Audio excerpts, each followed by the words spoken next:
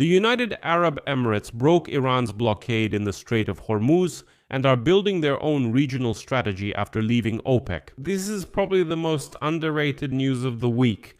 While everyone was watching the meeting between Donald Trump and Xi Jinping, the United Arab Emirates quietly did something that changes the entire energy geopolitics of the Middle East. They announced that they are building a second oil pipeline bypassing the Strait of Hormuz, which will allow them to double their oil supplies.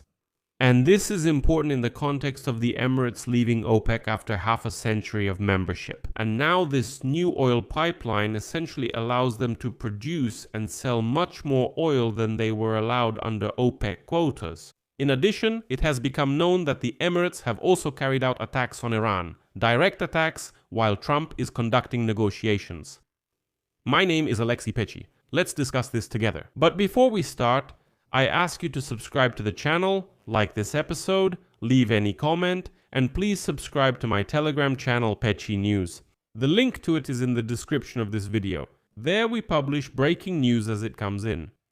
So, let's start with the oil pipeline, because technically this is a crucial development that will change the region for good. The Crown Prince of Abu Dhabi, Sheikh Khaled bin Mohammed, officially ordered the construction to be accelerated today of the new West-East pipeline. This is a new pipeline from the Habshan oil fields to the port of Fujairah on the coast of the Gulf of Oman. The completion timeline is remarkably short, by the beginning of 2027. The goal is to double the export capacity through Fujairah. And this is important because in practice it means that the United Arab Emirates will be able to export up to 3.6 million barrels of oil per day while bypassing the Strait of Hormuz. And this figure is even more important. The thing is, before the war, when everything was calm, the Emirates produced just under 3.4 million barrels per day. That was the entire production volume of the country. Now it will be more. After the closure of the Hormuz Strait, production was cut in half. Iran forced the Emirates to reduce production because there was nowhere to export it. Now the Emirates will have a new route that won't depend on the war at all, and after leaving OPEC, the Emirates have no quotas at all. The official comment from the Emirates about leaving OPEC sounds like this. This is a long-term strategic and economic move and a changing energy profile for the country. The withdrawal of the United Arab Emirates from OPEC. This fact breaks the historical monopoly of Middle Eastern producers that has existed since the founding of OPEC in 1960. Now Iran and its response. Because Tehran is not just sitting idly by, Iran understands that the Emirates are clearly trying to bypass the blockade. And that's why it became known that the port of Fujairah itself was attacked several times, which led to temporary stoppages of oil shipments in April. Earlier in March, an Iranian drone also struck an oil facility in Fujairah. Iran knows what the United Arab Emirates is building and is attempting to disrupt the project from the start. But the Emirates responded not just with construction. The United Arab Emirates secretly carried out military strikes against Iran. The attack on the oil refinery on Iran's Lavan Island in the Persian Gulf in early April, this, as it turned out, was the work of the Emirates.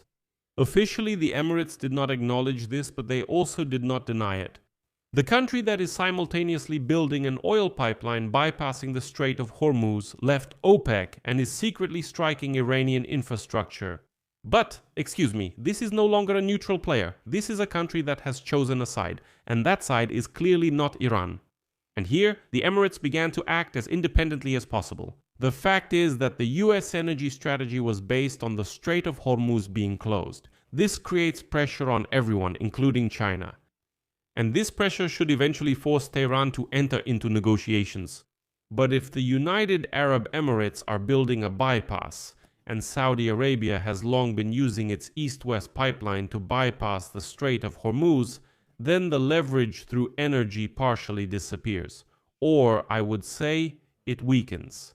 On the other hand, this is also a problem for Iran, because their main trump card, that is the blockade of Hormuz, is gradually losing its power. This is exactly where the Emirates come into play. The Crown Prince of the Emirates made the following statement today, and I quote, The Emirates are well positioned as a responsible and reliable global energy producer with operational flexibility to responsibly increase production to meet market needs when export restrictions allow it. Well, to put it in plain language, we're ready to pump more, and in the future we will pump more. Because we will be independent from the Hormuz Strait, we will be independent from OPEC, and we won't care about Iran. Now, by the way, why is this important for Ukraine and Europe? Analysts believe that this move reflects a broader redistribution of energy power in the world in favor of the United States. After the shutdown of the Nord Stream pipelines in 2013, which resulted in Europe switching from Russian gas to American gas, a similar trend is forming in the oil sector. First, Europe switched to American and Middle Eastern liquefied natural gas, and now the world is gradually switching to oil from the Persian Gulf, which can bypass the blockade of the Strait of Hormuz. And what's important in this whole story is that Russia is losing its energy leverage in Europe, everywhere. In this story, it doesn't come out as a winner anywhere at all. In the short term, unfortunately, Russia was able to profit from this war because oil prices went up, but in the long term, it's clearly losing. But there is a fundamental limitation, and honesty requires that we still mention it. Although bypass pipelines can reduce risks, they cannot fully replace the huge daily volume of oil that usually pass through the Hormuz Strait. About 20 million barrels of oil and petroleum products pass through this strait every day. This significantly exceeds the current capacity of alternative routes. I'll leave it at that. Share your opinions and conclusions in the comments below this episode. Subscribe to the channel, hit the bell, and don't forget to like. If you want to support the work of this YouTube channel, you can do so with any donation using the links and details in the description of this video. I would appreciate any support from you. That's all for now. Take care. Goodbye, everyone.